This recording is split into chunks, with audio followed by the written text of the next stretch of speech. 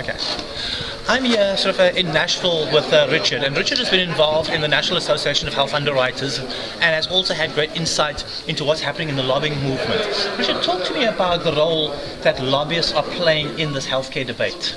I think the importance of it is that so often the legislators are insulated from the realities of what is really going on with their constituents, the small businesses, the employees of those businesses. And so we try and take the message of the concerns, the experiences of our clients to the legislators so they can know the reality of what happens in the real world with the laws that they pass. Now, one of the challenges you have with the legislature, we've got the federal level and we have the state level. On the federal level, we are dealing with so many conflicting interests and conflicting opinions. We also have so many congressmen and senators who are assigning things to the aides. You have dealt with some of these aides. What do you feel? So do they have the experience? Do they have the understanding? Well, I think their best, they do their best to understand, but a lot of them have been in an insular situation, just like I've been in the insurance industry for almost 30 years, so I understand this industry, but I don't understand other industries. I think they're somewhat insulated from the real world in their understanding of how insurance works. They maybe haven't run a business or made a insurance purchasing decision, even on their own. If they're of a certain age, they may even still be on their parents' insurance. So I think they do their due diligence and try and learn, but sometimes the best process is through experience, and a lot of times don't have they're dealing with a lot of academics versus the practical experience. The practical experience, exactly. Okay. Yeah, they have the theory maybe, and so they don't always have the practical experience. So how do we end up creating an environment and a situation that we can have one of the better systems? What do we have to change in our political arena, in our political realm, so that America ends up being a country that is brought back to its greatness?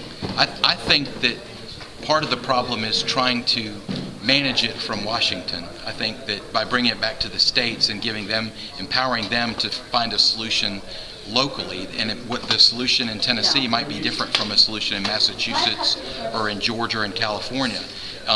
Using those federal dollars that they're spending now, have them here and help give us an incentive to solve the solution here instead of one size fits all coming down from Washington, D.C. So state rights are going to become more and more important.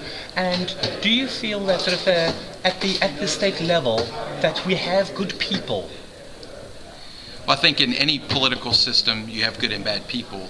It's just I think right now in our state we're fortunate that we do have some good people, but I think that's the story of life, is we have good and bad people, and it's just a matter of trying to find enough good people, getting them interested in the right concept, and then using that momentum to solve a problem.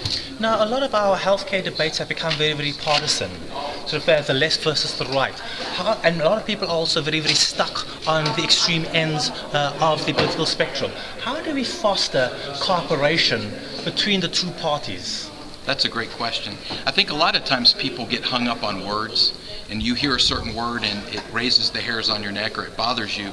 And I think sometimes if we could try and understand the point someone's trying to make and not necessarily be concerned about a certain buzzword of what it might mean to me, and it might really have a slightly different meaning to that person, but really get more to the point that they're trying to make, I think sometimes we can get more of a solution there. The buzzwords, or if you look at somebody's label over their head, has a tendency to separate us when we need to try and come together and work together to find a solution. So it's understanding, it's communication.